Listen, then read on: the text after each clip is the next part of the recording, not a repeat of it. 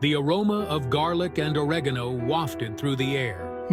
Smells like home, doesn't it, Anne? Oh, it sure does, Jack. Jack and Anne inhaled deeply. They were back at their favorite Italian restaurant. This was their spot. They came here every Tuesday. For them, it was a ritual, a time to reconnect and savor good food and even better company. You know, Anne, I always look forward to this. Jack, a Vietnam War veteran, smoothed down his Navy cap. He wore it with pride. He had served his country, and it was important for him to remember those days. It's important to remember, isn't it? He looked across the table at Anne. Her smile was warm and inviting. He was a lucky man. We are lucky, Jack. A young couple walked in, their laughter echoing through the room.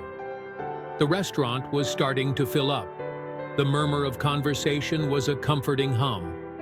Jack took another sip of his water, content in the familiar ambiance of the place. This was their haven. The front door swung open with a bang. 4 young men swaggered in.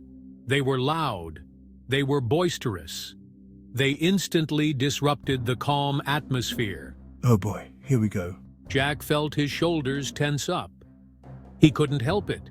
Years of military service had made him hyper-aware of his surroundings. The young men laughed loudly. One of them slammed his fist on the bar. Jack noticed their clothes were disheveled. Their eyes darted around the room. Something about them felt off. Jack, are you all right? His gaze met Anne's. He saw the same concern reflected in her eyes. The hostess led them to a table near the back. Jack watched them, his senses on high alert. He tried to focus on Anne, to lose himself in their conversation, but the unease lingered in the back of his mind. He couldn't shake the feeling that something wasn't right. I'm fine, Anne, just keeping an eye out. The young men continued to be disruptive. Their voices rose. Their laughter seemed forced. They bumped into chairs as they moved around. This isn't good. Jack felt his hand instinctively move towards his back pocket. He always carried a small pocket knife, just in case.